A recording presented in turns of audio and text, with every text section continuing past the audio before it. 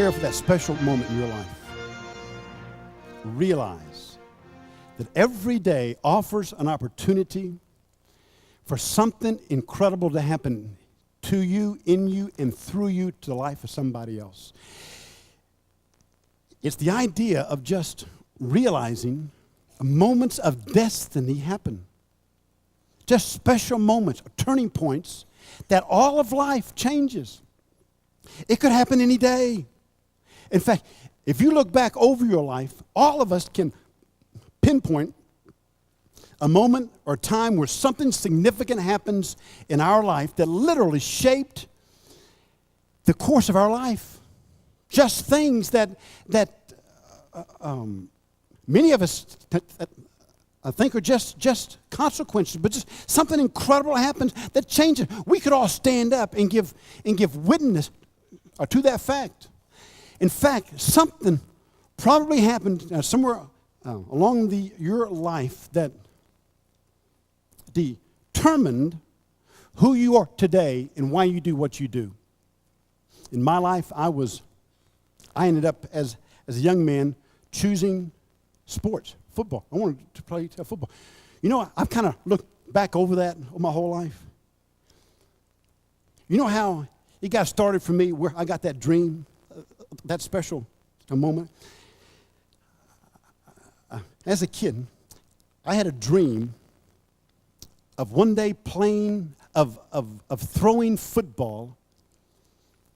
footballs in slow motion with great jamming music behind it.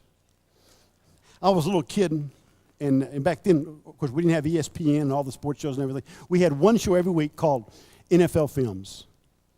And every Saturday morning, a 30-minute show, what they would do is take a game the week before, dissect it, and cut it up, have this great announcer who had a great voice, and they would show plays in slow motion. And I remember sitting on my living room floor just watching these great quarterbacks of that other era, Bart Starr and Johnny Unitas, Joe Namath, throwing passes, and they would always slow in slow motion. It was perfect style, turning so slowly. And it always had great jamming music behind it. And I thought, that's what I want to do. I want to be one of those guys that throws footballs in slow motion with great music behind it. For me, all I thought it was just sitting on the floor watching a program. But in reality, it became for me a defining moment in my life that shaped where I ended up. Every Friday night in the fall, just about every Friday night, I'm doing a pep talk at some high school in Dallas just before the game. And I love doing this. It's one of my favorite things I do. And every time I do it, I always say this same thing. The guys are sitting there. They're ready to play. They're suited up. They're focused. They're foaming at the mouth. They're fired up, ready to play. I look at those guys and I say this. I always say this. Here's what I say. I say, gentlemen, after tonight's game, we'll be able to look back on this evening's game and actually pinpoint the play or the series of plays that turns the whole game around. And, guys, after this evening's game, we can look back on this game and actually pinpoint a player or the players who made that play that turned the whole game around. But guys, on this side of the game, nobody knows when that play is going to happen, and nobody knows who's going to be involved in that play. So play every play as if this will be the play. Good, love that.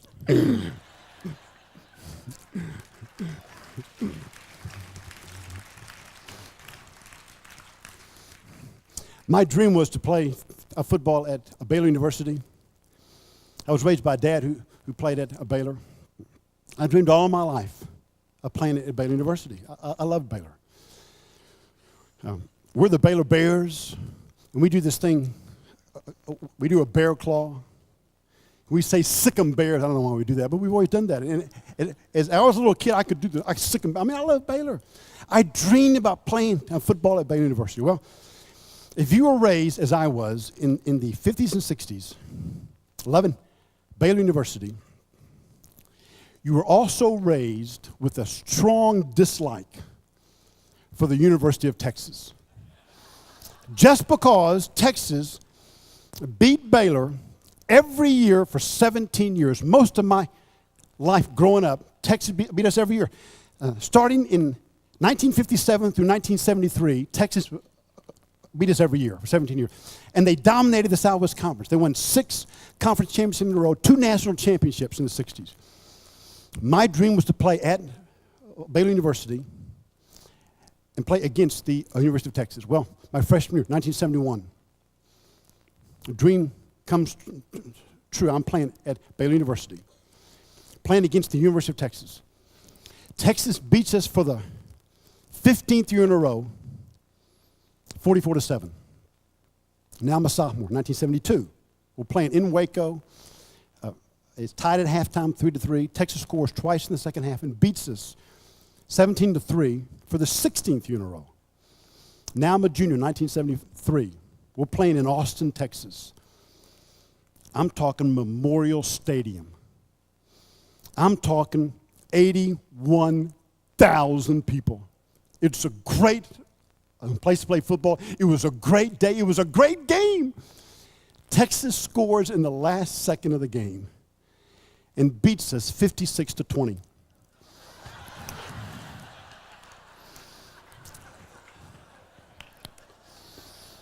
For the 17th year in a row. Now I'm a senior, 1974. We're playing in Waco. Texas is having a great year. So are we. It's a big showdown on the Brazos River, they call it. Our stadium only holds about 48,000 people, and we crammed about 53,000 people in there on that day. On the third play of the game, I hit Alcee Jackson on a stop route on the left sideline. He catches the ball, breaks the tackle, goes 67 yards for a touchdown. We're ahead 7-0. I'm not sure if we had ever led in 17 years. And here we are ahead. Everybody's thinking maybe this is the year Baylor finally beats Texas. Well, you know this. The rules are emphatic that if you score, you have to kick the ball to the other team. So we kicked the ball to Texas. Back then, they're big. They have a huge offensive line, big backs. Texas takes the ball, marches all the way around the field. They score a touchdown, 7-7. We get the ball, have a good drive. We get stopped. We got to punt. We punt. Texas takes the ball, drives all around the field. They score again, 14-7. We get the ball, have a good drive. I throw an interception. As I remember, it was not my fault. They take the ball. They score again, 21-7. We get the ball, have a good drive. We get stopped again. We got to punt. We punt. Texas takes the ball. They drive all the way on the field. We stop them. They kick a field goal. It's now 24-7 Texas. It's halftime. Our fans are leaving the stadium by the thousands. You would have thought the game's over with. I mean, it's over. It's done.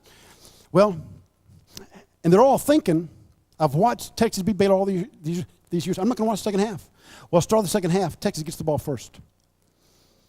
We stop them in 3 plays. They got a punt. We block their punt. We take the ball on a 4th and 1 on the one. We score, 24-14. Texas gets the ball again, has a good drive. We finally stop them. They got a punt. They punt. We take the ball. We score again, 24-21. Texas gets the ball, has a good drive, gets our side of the field, almost about to score. Their guy runs the ball. Our free safety hits the ball. He does the ball. We get the ball. We take the ball, drive all the way down the field. I got to admit, I threw an incredible pass in the corner. We score again. It's now 28-24. At the end of the game, we kick 2 field goals. As time is running out, we're ahead 34-24. The greatest comeback at that time in the history of Baylor University. We went on from that game. The year before, we were a 2-9, last place in the conference. We went on, after beating Texas, win a Southwest Conference championship, played in the Cotton Bowl, January 1, 1975. History says the whole program of Baylor University turned around on that 1974 championship season. Most believe that we would never have been invited to be in the Big 12 if we hadn't turned it around at that point. History also says that season was turned around when we came back in the second half and beat the University of Texas. History also says that game turned around when we blocked that punt. The guy who blocked that punt was Johnny Green. It just so happened Johnny Green is a dentist in Mount Pleasant, Texas. Johnny Green never really started at Baylor University. He was on two teams, the punt team and the punt block team. And yet Johnny Green is the guy that made the play that turned the game around, turned the season around, turned the whole career and future of Baylor University football around. Now that's a moment of destiny. That is a defining moment that happens that affects everything. Here's the point. Do you know what you do every day literally touches lives and changes how people look and how they feel about themselves? And every day, in one sense, that you go to the office, that for somebody is a moment of destiny. It could be the day that turns their whole life around. In every area of my life, it's the idea if I'm going to live today with all these things we've talked about, going higher, swifter, stronger, because today I might be used to make a difference in someone else's life that someone else has been used in my life to shape my life. I can now be used in the life of somebody else to shape their life and turn their life around forever.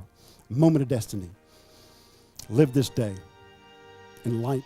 This might be a defining moment. Some months ago, we took our granddaughter to Disneyland. She's 2.5, and it was her first time visit to the Magic Kingdom. Now, she has a particular affinity for Tinkerbell. A great thing happened at the conclusion of our visit with Tinkerbell in Disney's Pixie Hollow. We'd been in line for about half an hour. Now, the actual view of Pixie Hollow is hidden by some large leaves. At last, it was our turn. And I wish you could have seen the expression on our granddaughter's face when she first saw Tinkerbell. Tinkerbell knelt down, spoke to her at eye level, welcomed her to Pixie Hollow. But that was not the experience.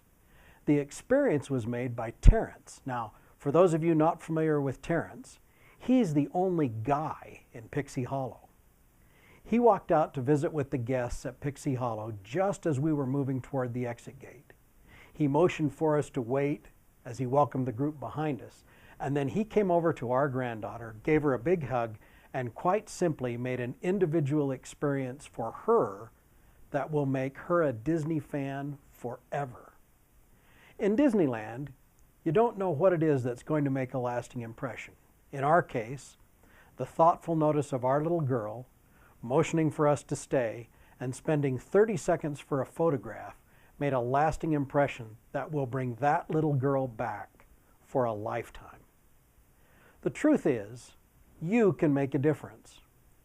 We see most of our patients only once or twice a year. What if their only experience during the year is arriving to find that we are 60 minutes behind or that the crown didn't arrive on time? For us, we're in the office every day and we know the problems and the challenges. For our patient, it may be their only experience during the year, and depending on our ability to deliver consistent quality service, they may or they may not return. So the goal, be the Johnny Green, be Terrence. Take some time to list things that you can do in your office to ensure that everyone who comes in your door has a quality experience, born from excellence, from each team member. Thanks for listening.